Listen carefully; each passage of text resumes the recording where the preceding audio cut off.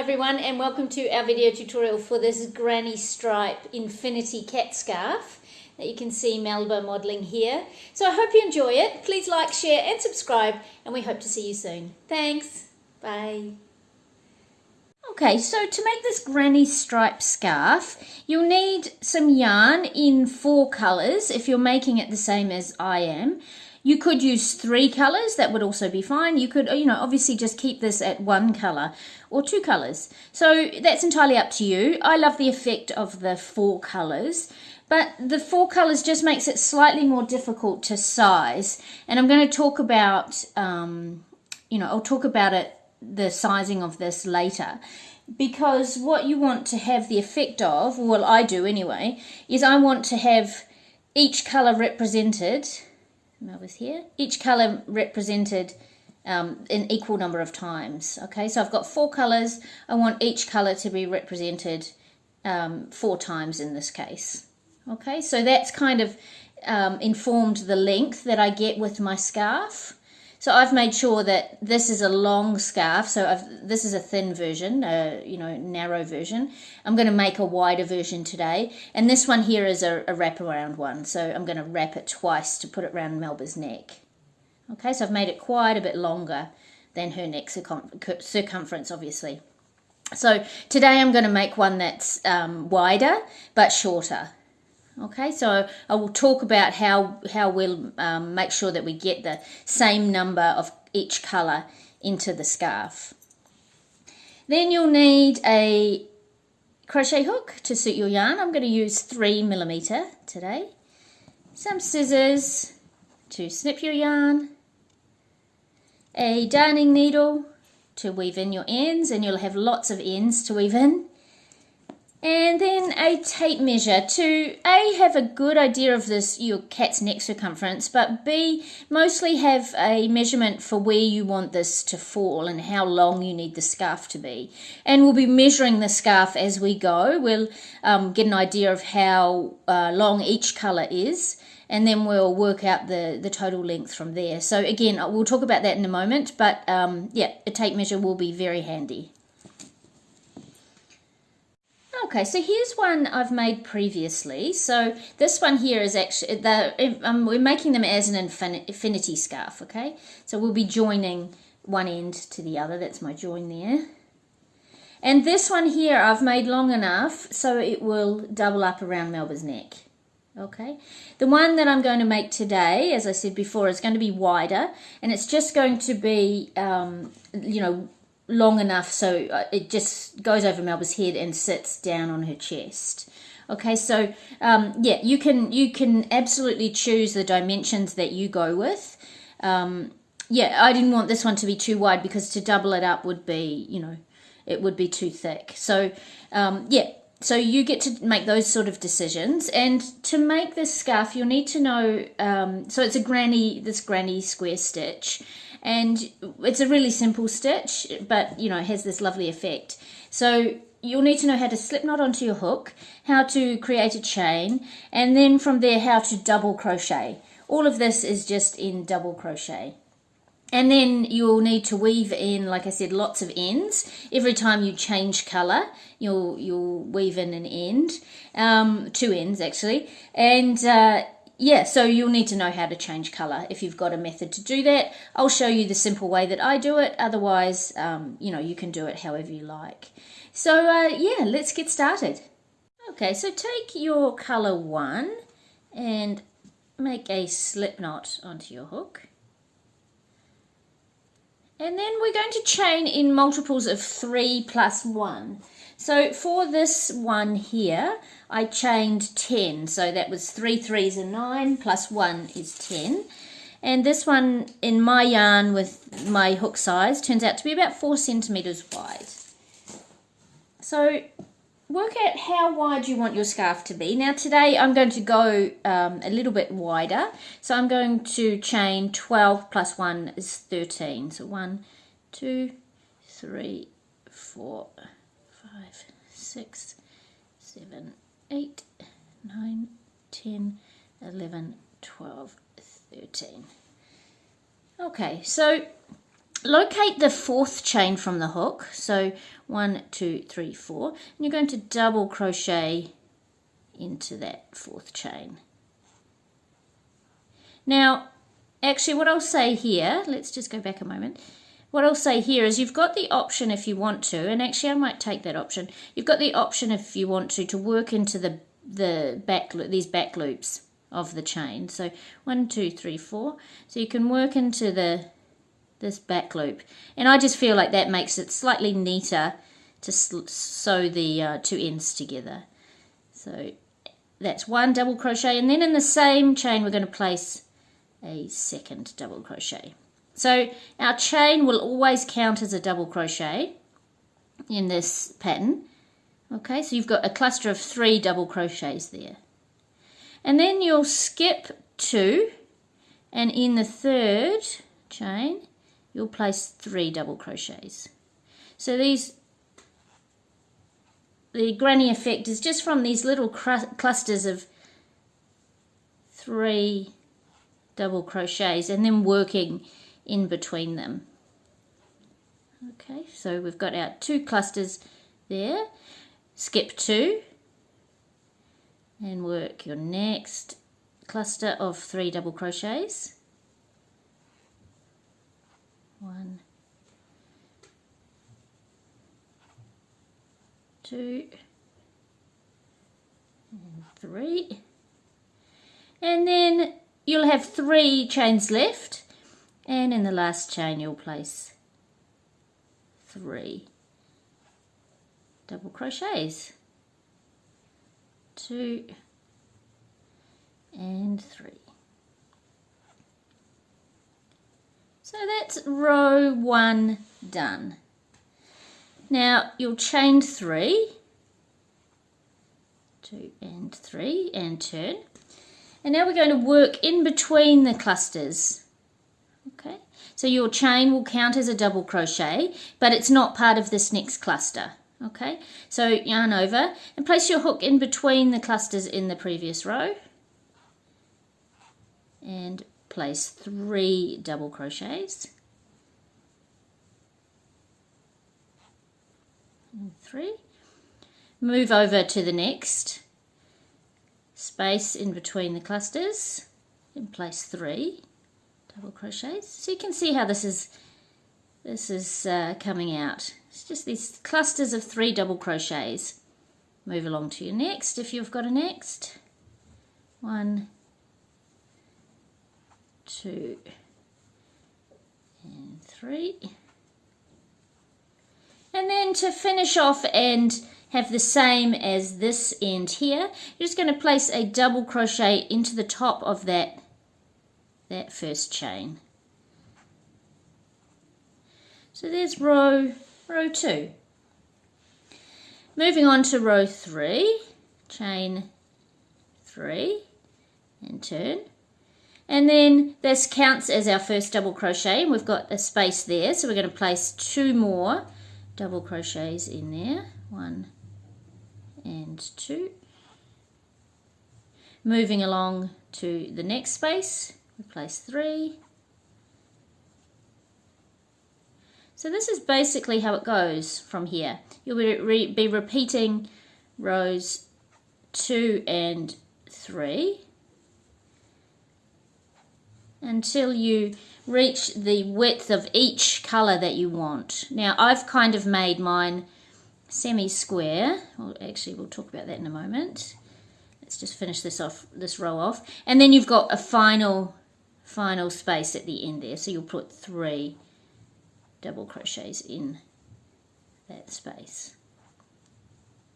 Okay, so yeah, you'll just be repeating rows 2 and 3 until you reach the height that you want for each colour. So what I did with this previous one was I did 4, and 1, 2, 3. I'm possibly, yeah, I think I'll still do 4. I don't know. I'll see what 4 looks like once I've done it, and then I'll come back and we'll talk more in depth about the sizing. Okay, so how you're going to be able to size this. So I'm going to finish another row, and maybe, I don't know, I'll see how I go after 4. Maybe I'll go one more. What's 4 going to be? Yeah, I might even go one more, but we'll see, and I'll meet you shortly. Okay, so I've actually done 5 rows there. So what I tend to like is that each color is kind of close to a square. Now that's entirely your preference. You could do as many rows as you want with each color. So you could have done just 2 rows and then you'll make your stripes like that, or 3 rows, however wide you want your stripes to be. Now what you'll need to do at this point is measure how wide that stripe is. So I'm going to say mine's 5 centimeters. And I've got 4 different colors. So each section of 4 colors will be 20 centimeters. Okay, for me. So you'll work out what yours is, but for me, mine's going to be 20 centimeters.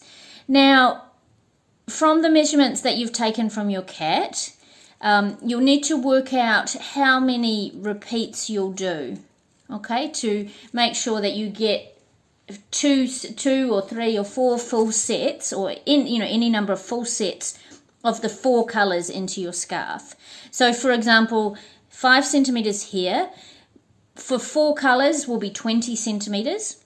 Melba's neck circumference is about 24 centimeters, but this for me can fit much more loosely, and so my set of 2 repeats is going to be 40 centimeters in total. Okay, and that's going to be a really loose scarf, but it's going to sit loosely on her chest. Now the way you would adjust the sizing if you wanted to is you would decrease the number of rows that you do. So, if I went back, I could do 4 rows. Each set of 4 colors, 4 of the colors will be 16 centimeters.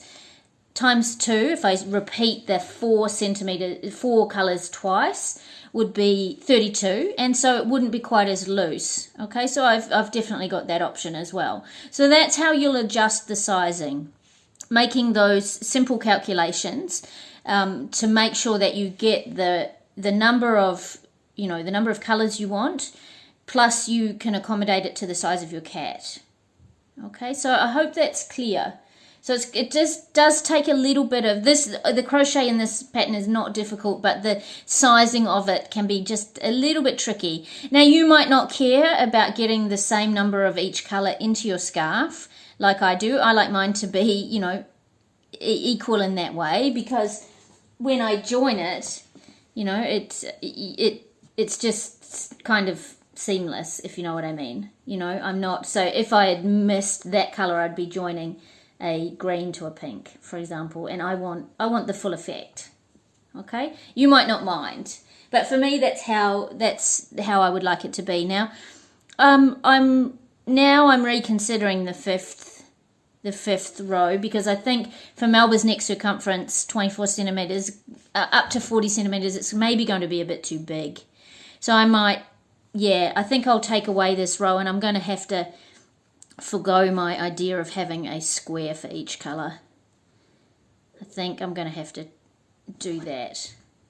Okay, so you'll work out those little things for yourself.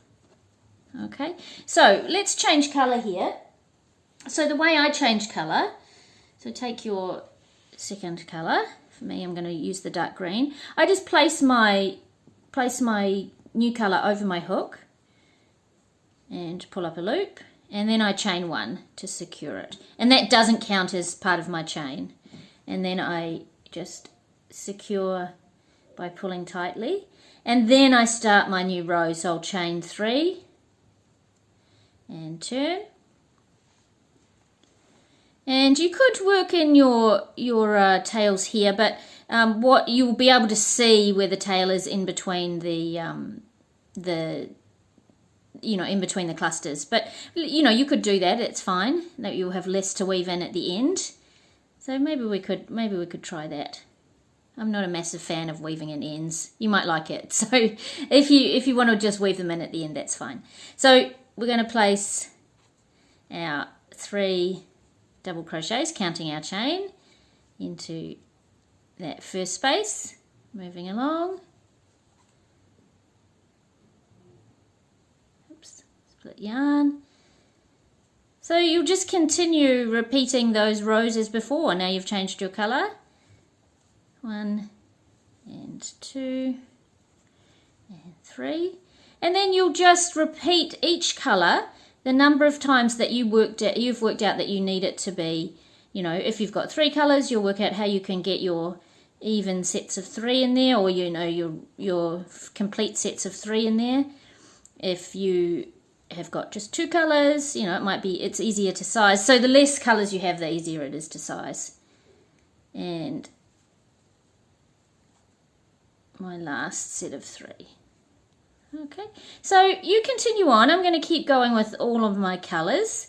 So you'll just change to the next colour once you've done the same number of rows here. Or, you know, like there's so many options in this. You could actually have irregular stripe shapes, stripe width. So you could have, this one has 4, the next one has 3, then you have 2 and 1, or you could have, you know, you could mix up the height of these colours as well. I'm just choosing to make them regular in this case, but you know, heaps of room for creativity here. Heaps of room. So I'll meet you once I get to the end of all of my colour repeats, and I'll see you shortly.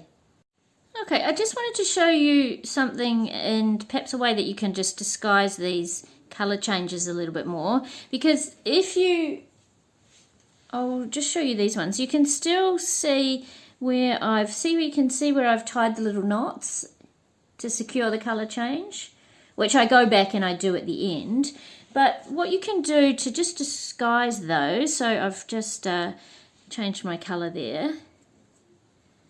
So I'll just chain 3 and turn. Now what you can do is just work these tail ends just into the first cluster. 1, 2 and 3. Well, this is what I'm going to do anyway, and I just wanted to show you in case it works for you. So for me, when I change my colour, my first cluster is right at the edge there. So then I'll just continue my row. So I've just worked my tails into just that first cluster. Okay, and then I'll move on and finish this row a little bit.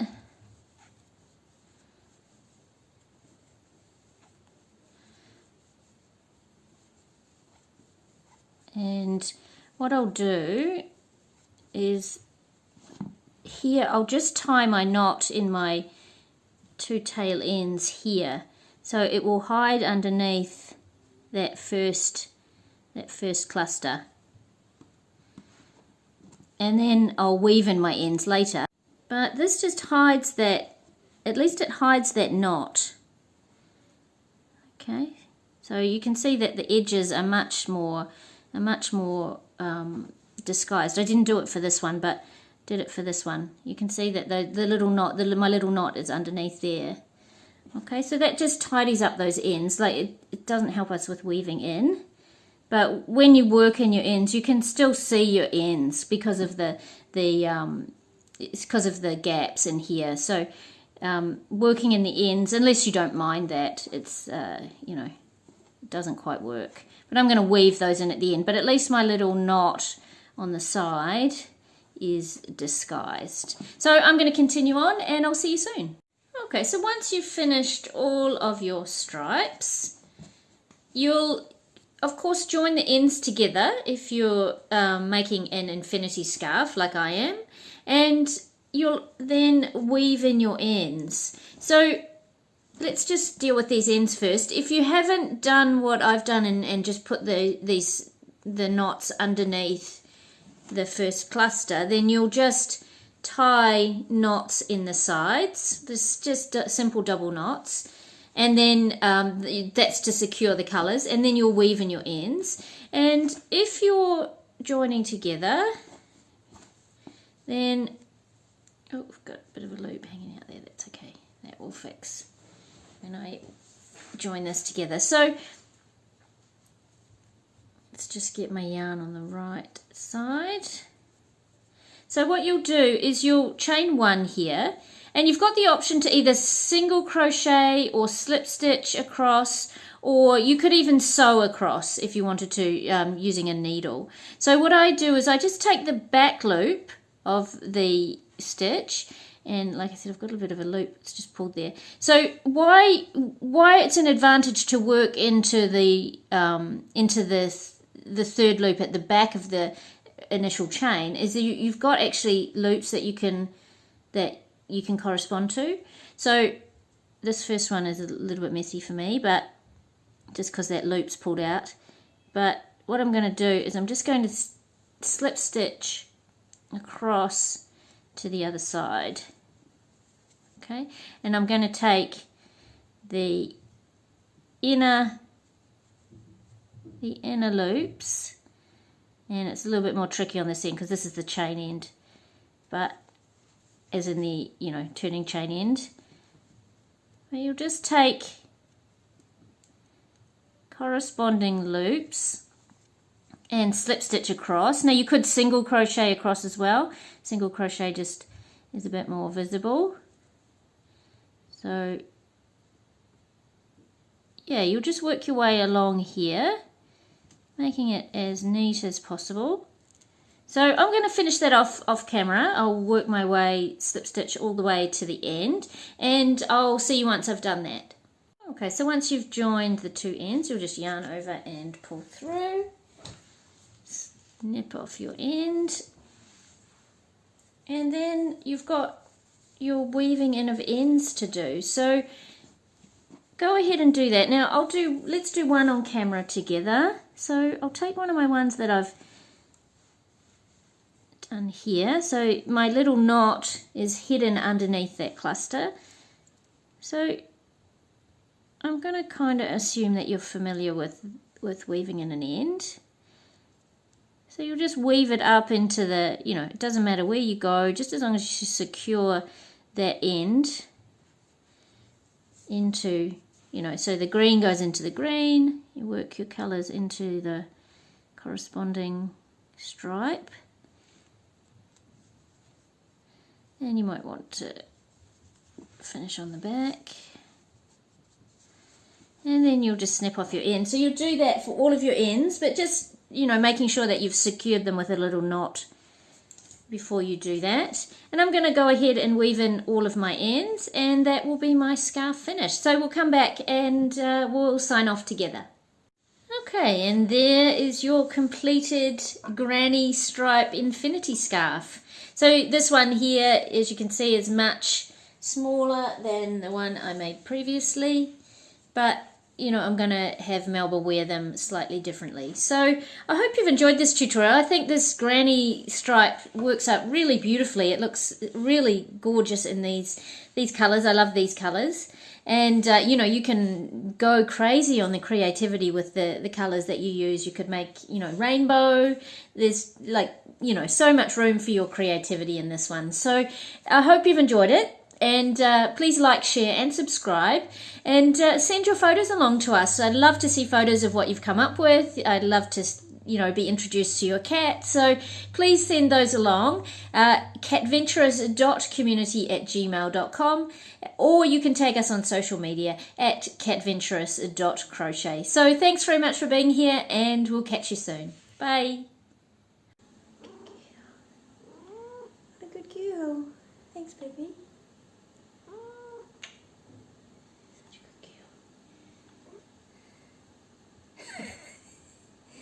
You ready?